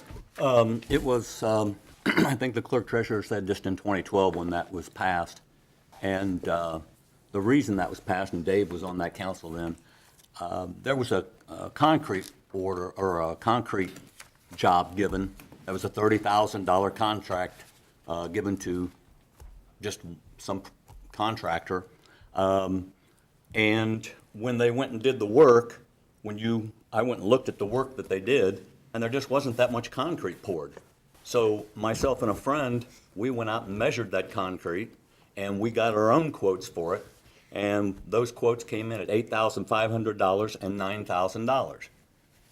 And so more than $20,000 of the city's money, the taxpayers' money, just went to this contractor, really not for the work. I mean, that's a pretty good profit, $20,000 of profit. Quite honestly, I think the limit was much higher than $25,000 at the time. If I'm not wrong. 50 in the state statute. Yeah, I thought it was 75. We ultimately found out, didn't we? I think it's 50, but. Okay, I either know way, at it one was time 50 or it was 75. 50. I don't know if it was moved to 25 or what, but one time it was But 50. I had petitioned the council at that time to lower that rate from the 50 or 75, whatever it was, down to a lower amount, and I suggested 10,000 because I did not like seeing jobs given out to one individual, and it was way overpaid, in my opinion. I'm trying to watch out for the taxpayers' money, so I disagree with raising this limit. I do agree with some of what Brad has said. I can see where there might be times when it is a hindrance for him to do that, but in cases of concrete work or something like that, I think we need to get quotes. We could put something into the ordinance that says if you've got a contractor on site and they find more damage or something like that, Brad, and then it's going to run up over 10,000, that you would be authorized to go ahead and let them continue the job rather than break, at that point and then cost the city more. I'd be open to putting that in the ordinance so that that doesn't happen to you, because I can see that happening. But I don't think it's good to raise it up to a point where contracts are given out to people without any bids, and taxpayers' money is not spent as frugally as it could be. So that's why I'm not for raising this limit. Did you have something you wanted to say? Well, I think our department heads do a great job of watching how much they spend and when they spend it. They didn't that time, Jim. You said the state statute was They didn't that 50,000? time. Well, that was then. So you said the state statute was 50,000, so that's a 10,000 less. A comment along, and I don't disagree with you, because we had talked about that. But the same thing could be done at 10,000 if we don't have, and I know it's not about trusting Brad or anything like that, but, sometimes how things get from point A to B are interesting. But what I wanted to say is the same thing could be done even at 10. I mean, you could have a job that somebody comes in at 9.5 and it ends up being 4, and you do 3 of those. And I just wanted to speak up for this, because I do believe that this isn't a large amount. And I think the same type of thing you talk about, it's in a lesser amount, of course, could still happen if, things aren't watched. And I guess it teaches us, no matter what, to keep an eye on the Board of Works. Not that I have any complaints, just that they're going to eventually look at these things and sign off on them. Can I say one thing? Chris, let me ask you though, did you know what that cost at the time when you took the contractor out? Did you know we spent whatever it was we spent? And did you say to the contractor, well, look, what would you charge me for that? Well, I'd charge you about $8,000-9,000. Or did he give you a bid that, in paper, you know what I mean? Or did he know what we spent? Well, because when you get bids. What I did was. We got bids tonight on a, what was it? Paving. Paving. And those bids run from $490 to $200,000 higher. And I asked the mayor before the meeting. And that's what I'm saying. I could go out there and say, yeah, boy, they screwed the city. $25,000 for that? Hell, I'll do it for $8,000. I mean, come on. Well, no, the job I'm was just already. saying that it could happen. I understand what you're saying, Dave, but the job was already done. They knew they weren't going to get that job. Right. I asked them, if you were to pour concrete in this fashion, and I gave them the square footage, we measured each pad that they poured, because most of what it was entrances, handicap accessible entrances to the sidewalk ends. And they gave me the quote for Right. that much concrete to be poured in that fashion. Well, I understand. I'm just saying that if they knew what it was, it'd still be easy to say, well, yeah, I could do it for this. But when you have a closed bid, it's a little different sometimes. And just along that lines, I did speak to the mayor tonight. The difference between a quote and a bid, he was explaining to me that at $150,000, we have to get bids. Is that correct, Mayor? You can invite people to quote up to $150,000, I think. If it exceeds $150,000, you have to publicly bid it out. Okay. With the fire department, I would just ask you to consider a couple couple things with public safety. One is our equipment is extremely expensive. If we had one of our striker cots break and go down, one of our power cots, that's over $12,000. That's over your minimum amount. It does take a lot to go out and grab bids, have these submitted and get them presented and do the proper time frame, and keep a valuable piece of equipment off the streets. That goes for our cots, our monitors, our heart monitors, a life-saving device that we absolutely have to have on our apparatus. And that really hamstrings and ties our hands when it comes to public safety. If we had an engine involved in an accident, say we had a bunch of hose damaged, very easily over $10,000 in hose or other equipment. So I'd like for Mark to talk about his, but just one of the considerations, I understand the contracts, but just give us the ability to purchase the equipment in time of need. And there are checks and balances. It's, everything's submitted, we go to the Board of Works, we try to speed up these processes, but capping at $25,000 would greatly help us out now and in the future. You still have to come in under your budget, right? Or- Yes, absolutely, Yeah. absolutely. Well, and under an emergency situation, let's say if there was an accident or whatever, these numbers are not out there for you to have to go by. We But- can replace hose or whatever under an emergency situation. I think that's I understand that, but if I say everything's an emergency situation. Yeah. So just something to consider. Thank you. Thanks. Any other concerns, questions, comments? If not, I'll ask the clerk to read General Ordinance number 2, It's number 3, 2018 into the record for first reading, please.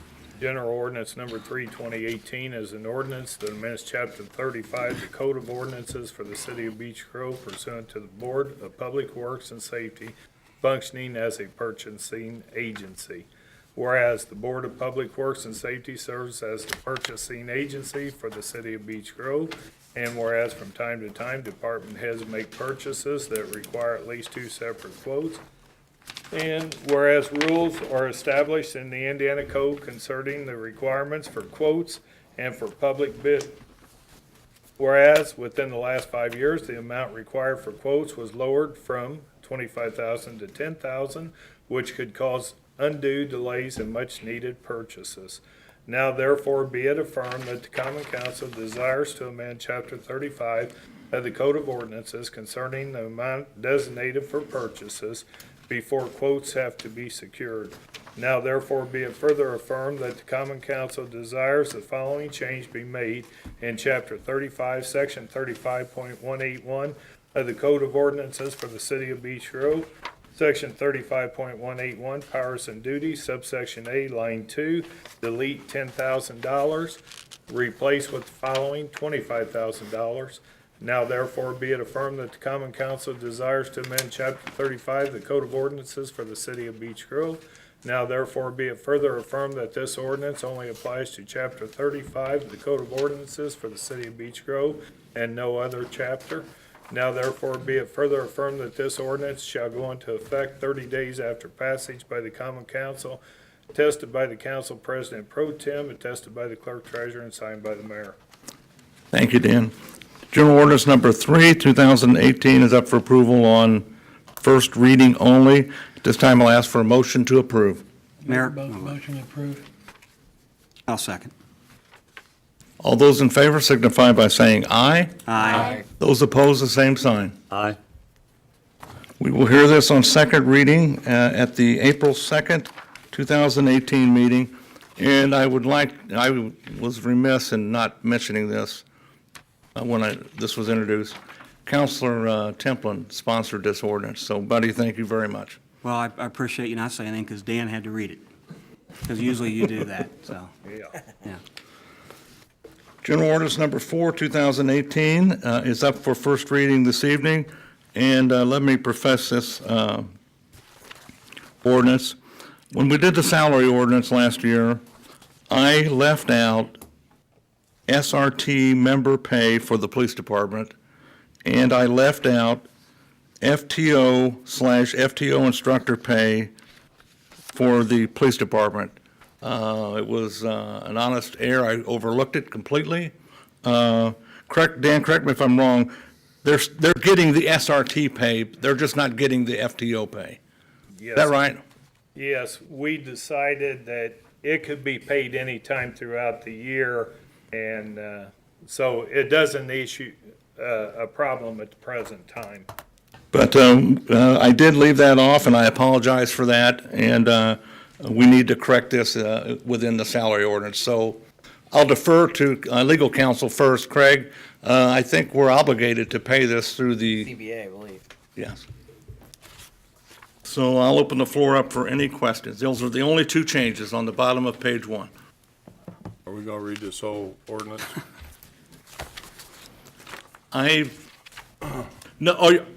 For tonight? Yeah. We can read it by title only. I just want to make sure that the council understands the ordinance and why it was omitted, and it was, I left it out, and I apologize. And it's not that much money, it's $250 per year per. Did we vote to increase it? Pardon me? That just seems like $9 a check. It doesn't seem like much money for that type of stuff, but it's for a later date. If there's no other questions or comments, I'll ask for a motion to waive the rules to read by title only. I'll make said motion. I'll second. We will read by title only, beginning on my left. Title only. Title only. Title only. Title only. Title only? Title only. Title only. Thank you. At this time, I'll ask the clerk to read General Ordinance Number 4, 2018, into the record by title only. General Ordinance Number 4, 2018 is an ordinance that amends General Ordinance Number 8, 2017, salary ordinance for 2018, which was passed by the Common Council during the budget presentations last fall. Thank you. General Ordinance Number 4, 2018 is up for approval on first reading only. At this time, I'll ask for a motion to approve. I'll make said motion. Second. All those in favor signify by saying aye. Aye. Those opposed, the same sign. We will hear this on second reading at the April 2nd meeting. Thank you, council, and again, my sincere apologies for that. The Greenscape Commission had a resignation I put in your packet, and at this time, I'll defer to the council president pro tem for direction on the council's appointment to the commission. The commission is made up of 5 members. There's 4 currently on the commission, so they have a quorum, so it's nothing that needs to be immediate. But I'll defer to the council president. I think just simply as the other commissions or boards, that we need to come up with some names that would be interested in serving on the Greenscape. And out of hardly many meetings I've attended, I have attended a Greenscape and actually enjoyed it pretty well. The people that are on the committee currently take it at heart, I'll tell you, and that's in the end good for Beech Grove. Does anybody have any comments on the Greenscape position? I put out a call to a friend of mine, Mr. Paul Severance. He has a lot of good work to do with environmental and the Sierra Club. I worked with him on projects in the whole community, and I'm waiting for a call back. I do know that he might be spending part of his year out of this, away from Beech Grove, but I don't know. But I put a call into him, Mr. Paul Severance. And if it's all right with everybody, since the mayor talks about they have a quorum, of course, that maybe anyone who has any names or anything, and they want to bring those forward to the next council meeting. Thank you, Liz. Mayor. All right, thank you, Council President. Last order of new business is uniform conflict of interest statement for Mike Hughes. I'll defer to the clerk. Dan? This is just a standard conflict of interest. Mike is our electrical inspector, plus he owns an electrical business in Beech Grove. So when I spoke with him, I said that he really should have a conflict of interest on file. Mike also agrees that any work he does in the city under his electrical company would be inspected by someone other than himself, so that does not, or, so no conflict occurs there. Any questions or comments? Do we have lined out who would inspect his work?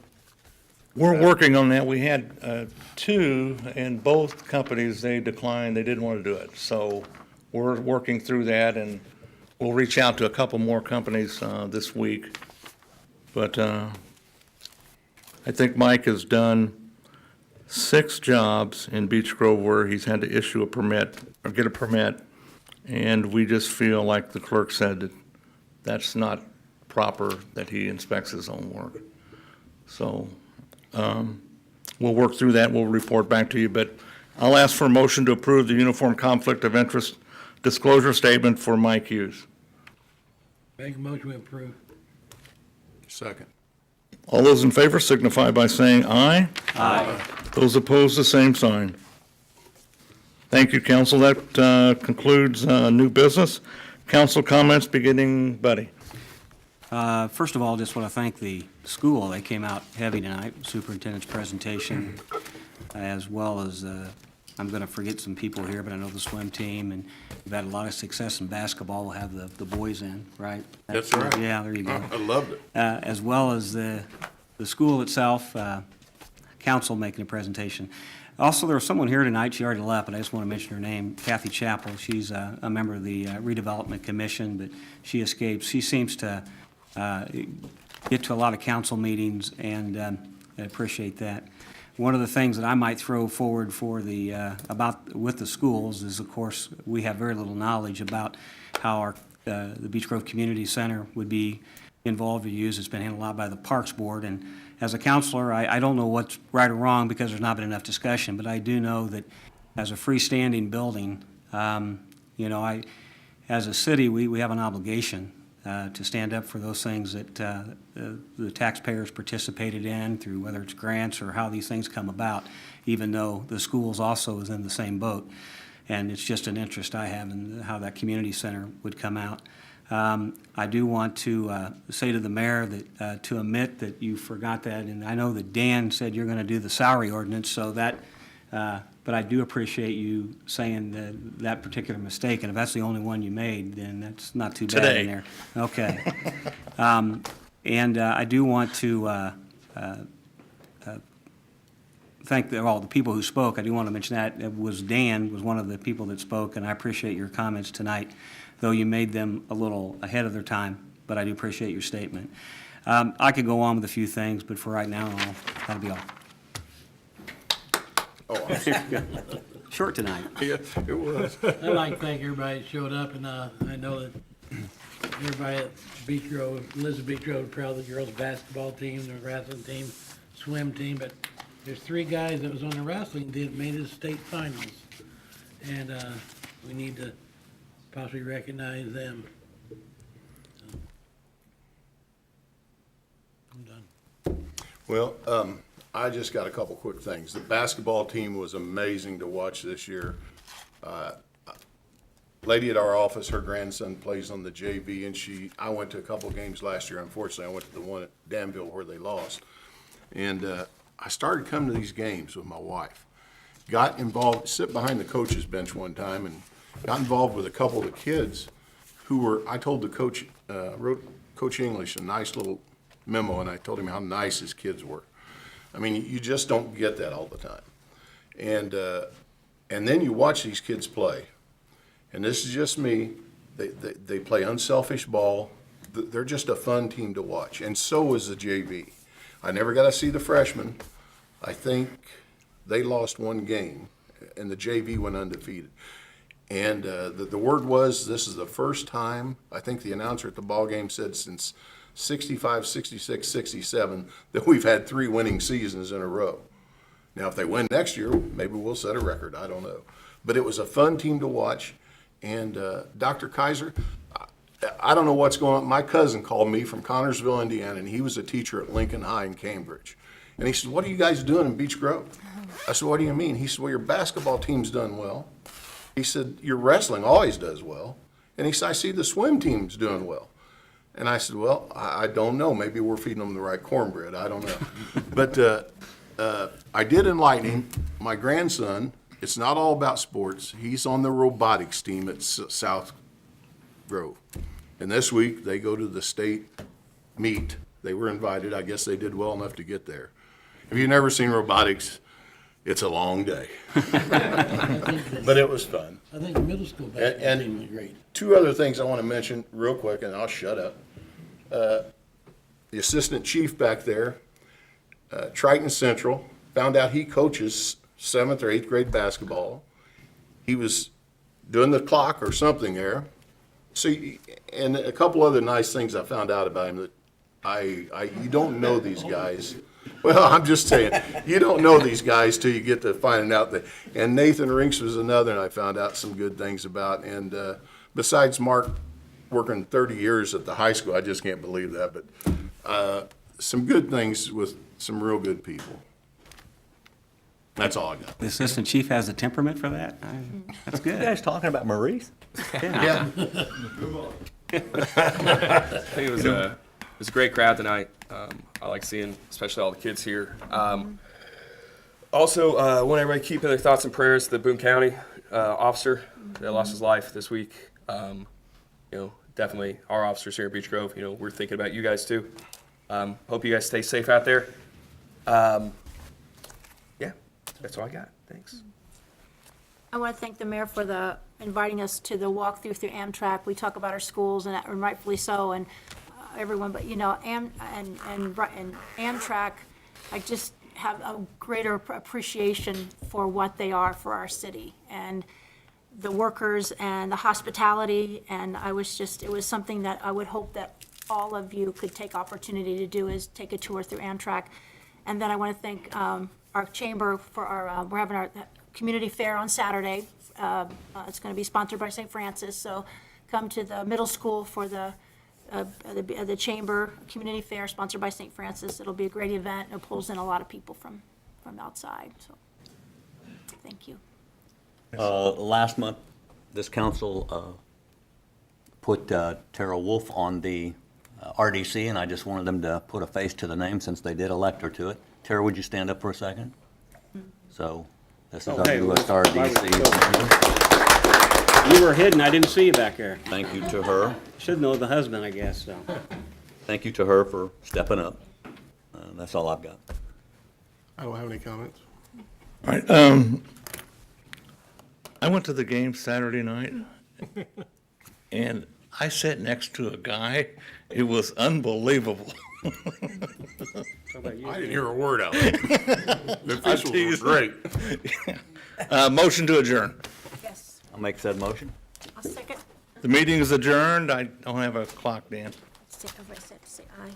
8:26. Thank you so much.